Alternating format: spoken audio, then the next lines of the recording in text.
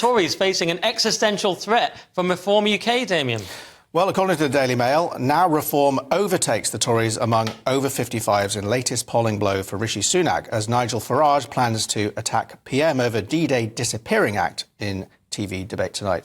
So in this age group above 55, a new poll has shown that Reform have actually overtaken the Tories. So, I mean, it's only like week 2 or something, so quite scary for the Conservative Party. But, yeah, that's the kind of long and short of the story. Although in the slightly older group, 65 over, that margin does not exist. So it is in a particular margin between 55 and 65, it would seem. Right, so Reformers need to keep encroaching on older and older people and capture the really old vote. But I know you mean they're sticking with the Tories.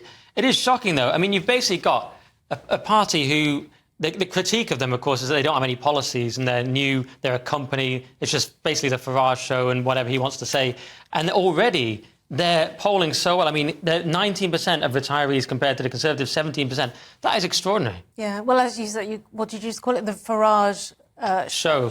Yeah, this survey, it says it was carried out after Mr Farage performed a stunning U-turn and announced he'd be standing for election. So, reading the title, you think, oh, this is going to be about D-Day again. They've slipped up and it's caused Reform to go ahead. No, Reform began to make gains when Farage came back. Yeah. And it's interesting that it's the Gen Xers, it seems. I think 55 would still be classed as Gen X, not Boomer. So the Boomers are staying with the Tories and the Gen Xers are the ones who are joining the insurgency, it would seem.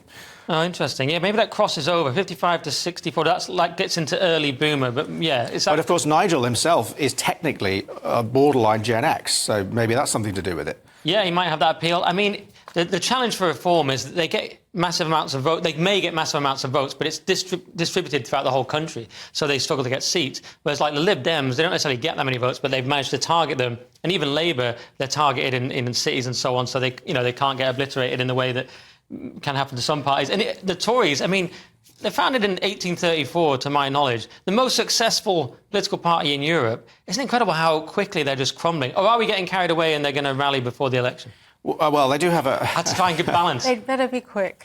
They do have a kind of an incredible ability to kind of reanimate from, the edge of destruction. But, I mean, I've never seen anything like this.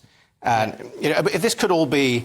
this success of Reform could actually just be the failure of the Conservative Party. It might not be success at all. It's a bit like how, in a way, Keir Starmer's polling so well, but for the same reason.